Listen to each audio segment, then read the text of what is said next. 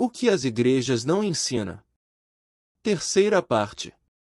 Quem habitará com o Altíssimo na eternidade? 1. São os que fazem parte de uma determinada placa religiosa? 2. São os que guardam uma lei ou uma parte dela? 3. São os que guardam os 10 mandamentos? 4. São os que praticam o vegetarianismo rigorosamente? 5. São os que vestem roupas segundo as determinações de regras religiosas? As religiões sempre colocaram normas acima da Bíblia, determinando quem são e quais regras as pessoas devem praticar para poder ir para a eternidade e morar na nova terra. As pessoas que questionam estas normas são taxadas de dissidentes, rebeldes, incrédulos e inimigos da verdade de Deus, quando na verdade o que é questionado são as verdades religiosas e jamais as verdades de Deus. Eterno, quem habitará no teu tabernáculo? Quem morará no teu santo monte? Salmos 15, versículos 1 a 5. As características dos salvos segundo as regras bíblicas. Vale ressaltar que as religiões não aceitam em hipótese alguma estas regras bíblicas, as substituem por suas próprias regras com apoio de seus profetas ou profetiza. Primeiro, aquele que anda com integridade, ou seja, são completamente correto, irrepreensível na sua conduta, honesto, incorruptível e não vota em político corrupto. Segundo, pratica a justiça, ou seja, tem qualidade de que está em conformidade com o que é direito, sua maneira de perceber é justa, avalia o que é direito de forma justa. Terceiro, fala a verdade no seu coração, ou seja, tem propriedade de estar conforme com os fatos ou a realidade. Quarto, aquele que não murmura com a sua língua, ou seja, jamais vive maldizendo, depreciando os outros ou reclamando de tudo e de todos. Quinto, nem faz mal ao seu próximo, não aceita o que é mal, não pratica a perversidade, não pratica a maldade, não pratica a crueldade. Sexto, nem aceita nenhum opróbrio contra o seu próximo, ou seja, não tem prazer em humilhar as pessoas, não tem prazer em degradar as pessoas, não tem prazer em rebaixar as pessoas, não pratica a torpeza, tem caráter inabalável. Sétimo, em cujos olhos o réprobo é desprezado, ou seja, não faz amizade com quem foi banido da sociedade por ser malvado, detestável, infame e corrupto. Oitavo, mas honra os que temem ao Criador, tem princípios que levam alguém a ter uma conduta honesta, virtuosa, corajosa, e tem bom conceito junto à sociedade. Nono, aquele que jura com dano seu, e contudo não muda, ou seja, ele é positivo e verdadeiro sob quaisquer circunstâncias.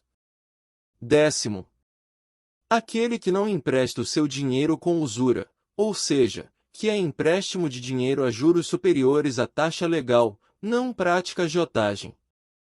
11º, não recebe suborno para prejudicar o inocente, não paga e não recebe suborno, compra e paga, não se envolve com corrupção. 12º, quem vive desta forma nunca será abalado, ou seja, morará com o Eterno. Falando da mesma situação de quem vai realmente habitar na eternidade com o Criador, Yeshua mostrou sem entrar em contradição com o salmista, apenas complementou as características destas pessoas ou igreja. Quando Yeshua vier em poder e glória nas nuvens ao lado do Criador e rodeado de santos anjos, serão reunidas todas as nações desde suas origens até o final dos tempos em sua presença e do Eterno. Nesta ocasião será feita a separação entre os que são fiéis ou infiéis ao Eterno, quando o Filho do Homem voltar na sua glória e todos os anjos com ele, sentar-se-á no seu trono glorioso. Todas as nações se reunirão diante dele e ele separará uns dos outros, como o pastor separa as ovelhas dos cabritos. Mateus 25, versículos 31 e 32. As ovelhas serão colocadas à sua direita e os bodes à sua esquerda. As ovelhas são conduzidas pela voz do Salvador e os bodes pela falsa voz dos pastores. Colocará as ovelhas à sua direita e os bodes à sua esquerda. Mateus 25, versículo 33. Os que estão à sua direita são convidados para entrar no reino de glória que está preparado desde a origem de nosso mundo, porque são os abençoados devido à escolha que fizeram. Então o rei dirá aos que estão à direita: Vinde, benditos de meu Pai, tomai posse do reino que vos está preparado desde a criação do mundo. Mateus 25, versículo 34. As características segundo as Escrituras. Primeiro, tive fome. Quando o salvo estende a mão para socorrer uma pessoa que tem o temor ao Criador ou não, que está passando fome ou necessidade, sem saber ele está fazendo a obra que Yeshua fez enquanto esteve na terra e ao mesmo tempo é um feito diretamente a Cristo. Socorro esse sem publicidade para engrandecimento próprio ou da placa religiosa. Porque tive fome e me destes de comer, tive sede e me destes de beber. Perguntar-lhe-ão os justos: Senhor, quando foi que te vimos com fome e te demos de comer? Responderá o rei: Em verdade eu vos declaro, todas as vezes que fizestes isto a um destes meus irmãos mais pequeninos, foi a mim mesmo que o fizestes. Mateus 25, versículos 35 a 40. Segundo, tive sede.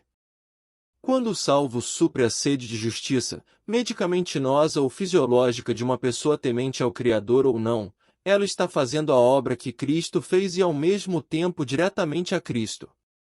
Socorro esse sem publicidade para engrandecimento próprio ou da placa religiosa. Com sede te demos de beber? Perguntar-lhe-ão os justos: Senhor, quando foi que te vimos com fome e te demos de comer? Responderá o rei: Em verdade eu vos declaro, todas as vezes que fizestes isto a um destes meus irmãos mais pequeninos, foi a mim mesmo que o fizestes. Mateus 25, versículos 35 e 40. Tive nu. Quando o cristão doa uma roupa usada em boas condições ou nova, ela está fazendo a obra que Cristo fez e é uma atitude diretamente a Cristo.